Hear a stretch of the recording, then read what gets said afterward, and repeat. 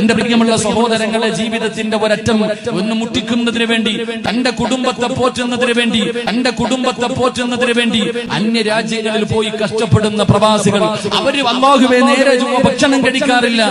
തന്റെ കുടുംബത്തിലേക്ക് പണമയക്കുന്ന പെങ്ങളെ പഠിക്കണം, നീ വയറ് നിറച്ച് ഭക്ഷണം കഴിച്ച്, നീ ഇഷ്ടമുള്ള വസ്ത്രം ധരിച്ച് ബാങ്കിൽ പോകണമെങ്കിൽ, നീ ഒരു ജംഗ്ഷനിൽ പോകണമെങ്കിൽ നീ ഓട്ട വിളിച്ചു പോകും.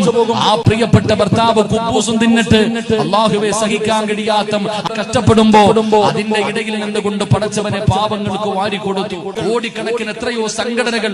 എന്റെ പ്രിയപ്പെട്ട സഹോദരങ്ങളെ, യൂസുഫ് അലി എന്ന് പറയുന്ന മനുഷ്യൻ, എന്റെ പ്രിയപ്പെട്ടവരെ, കോടിക്കണക്കിന് രൂപ എന്റെ പ്രിയമുള്ളവരെ, ഇസ്സത്താണ്. സാധാരണ മനുഷ്യന് പണം കൂടുമ്പോ അഹങ്കാരം ഉണ്ടാവുന്ന, സ്വന്തം കൂടപ്പറപ്പുകളെ തിരിച്ചറിയില്ല. മനുഷ്യന് പണം കൂടുമ്പോ അഹങ്കാരം ഉണ്ടാകും.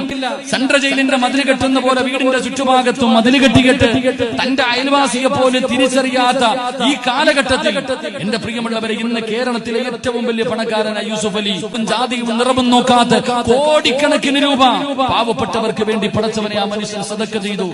ഞാൻ ജീവിതത്തിൽ ആ മനുഷ്യനെ ഇന്നുവരെ നേർക്ക് കണ്ടിട്ടില്ല. പക്ഷെ കാണണമെന്ന് ആഗ്രഹിക്കുന്ന വ്യക്തികളിൽ നല്ലത് ചെയ്യുമ്പോ നല്ലത് ചെയ്തവനെ പറഞ്ഞു കൊടുക്കണം. നല്ലത് ആര് ചെയ്യുന്നു അത് പറഞ്ഞു കൊടുക്കാൻ നമ്മളെ കൊണ്ട് കഴിയണം.